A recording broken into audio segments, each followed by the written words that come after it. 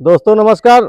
आज हूँ मैं बलिया के बेलथरा रोड में और आज मैं किन्नर समाज की कुछ समस्या है और ये भी समुदाय, ये भी लोग हम लोगों के समाज के एक अंग होते हैं।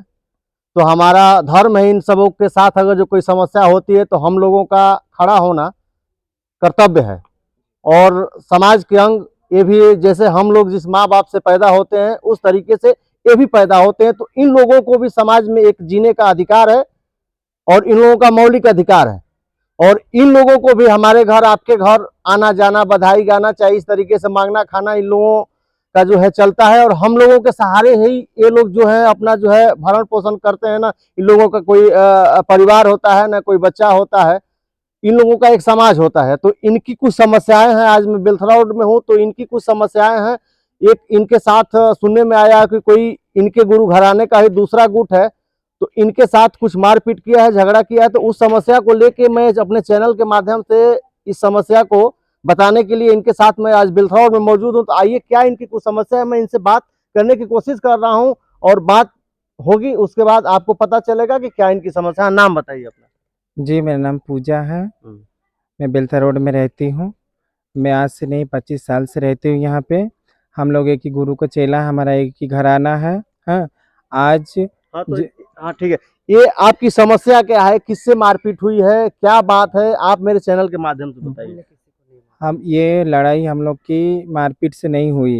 ये लड़ाई इस तरह हुई है कि उन्होंने, हमारा गुरु जब जिंदा थी, सवारो गुरु, ठीक है, तब तक उसका सेवा पानी तो किया नहीं। किसका नाम बताइए, कौन है? सवारो गुरु, अच्छा। उसका सेवा पानी भोला किया नहीं। और जब हमारे गुरु अपने घर चली गई सेमरी, वहाँ जब एक्सपायर हो गई, तब जाके वहाँ से बोल रही हैं कि हम, गुरु हमें लिख के दे दिया, वो फर्जी कागज बना उना के। उसके बाद बोला हमें गुरु इलाका लिख के दे दिया है, तुम लोग अपना कहीं भी जाओ, कहीं भी मांगो खाओ, तुमसे हमारा कोई डर लेना देना नहीं है, कोई ऐज नहीं है। तो हम लोग बोले हम लोग कहाँ जाऊंगी, तो हम लोग भीख मांग के खाऊंगे, लगन करके खाऊंगी। हैं, तो उन्होंने बोला ठीक है, कुछ दिन हमारे साथ बधाई करके खाओ, उसके बाद अपना भीख मांग के जैसे भी गुजरा। तो हम लोग ट्रेन में भीख मांग के जी रही थी, खा रही थी, ठीक है, किसी तरह पे अपना बसर कर रही थी। 25 साल हो जाने के बाद आज हमसे ये कह रही हैं कि तुम अगर हमारे शहर में रहोगी तो तुम्हें हर महीने हमें 10,000 रुपया देना पड़ेगा, वो भी हमारे अनुमति से हमारे शहर में रहोगी। तो 10,000 जो रुपया उसके द्वारा जो मांग की जा रही है वो क्या है, किस तरीके का धनराशि मांगा जा रहा है? इस तरीके जहाँ हम ट्रेन में मांग के आती हूँ, यहाँ इस इलाका में रहती हूँ जिसमें, इसके लिए वो कहता है कि ये नहीं, तुम हमारे शहर में हो, मैं यहाँ के बादशाह हूँ, मैं यहाँ के मालिक हूँ, जो हम कहेंगे वही होगा। अगर यहाँ रहोगे तो तुमको हर महीना 10,000 देना पड़ेगा, नहीं तो हमारा शहर खाली करो। 10,000 का मतलब रंगदारी देना पड़ेगा क्या? रंगदारी देना पड़ेगा, और रंगदारी मांग रहे हैं हमसे। तो आप ही लोग बताइए, जब भीख मांगे जब वो पैसा मांगा गया, जब आपने पैसा नहीं दिया तो उसके बाद क्या? उसके बाद उन्होंने किया क्या, हमारे घर में घुस के हमारे सामान तोड़ फोड़ किया, हमारे घर का तोड़ फोड़ किया, जो भी करना था तोड़ फोड़ करके 10-12 गुंडा भेजा है। हमारे घर का वीडियो है, सब जो किया है वो।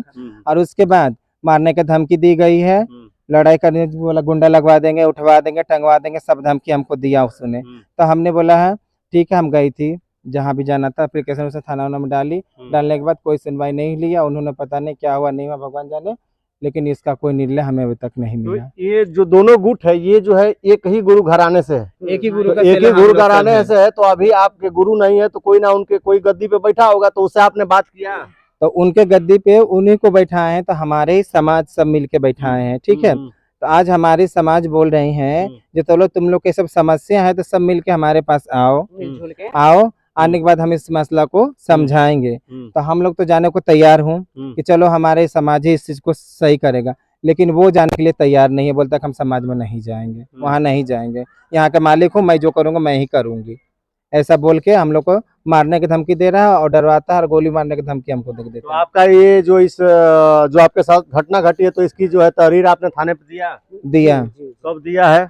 आज हो गया, बेफिक दिन दिया, तो तहसील में, यहाँ चौकी में, हाँ चौकी से थाना पे गया है। तो क्या कुछ अभी तक कार्रवाई नहीं हुई? उन्होंने हमसे सिर्फ इतने कहा कि ऐसा कि तुम लोग लड़ाई झगड़ा मत करो, मारपीट मत करो, अगर तुम दोनों लड़ाई झगड़ा मारपीट करोगे तो दोनों पक्ष को उठा के बंद कर देंगे, बाकी बात आगे जो होगा देख के हम समझा बुझा देंगे, बस इतना ही हुआ है। तो अभी आप क्या प्रशासन से क्या मांग करना चाहते हैं? हम यही सोचते हैं कि हमें जो हमारे गुरु हैं, हमारे बिरादर हैं, उनमें जाके इसका फैसला करें, ये जाए, उनमें हमारे जो हमारे बिरादर फैसला करेगा हमें कबूल जो रहेगा। हमारे बिरादर जो फैसला लेंगे, जो बिरादरी फैसला लेंगे, वो फैसला लेने हम भी तैयार हैं। ठीक है।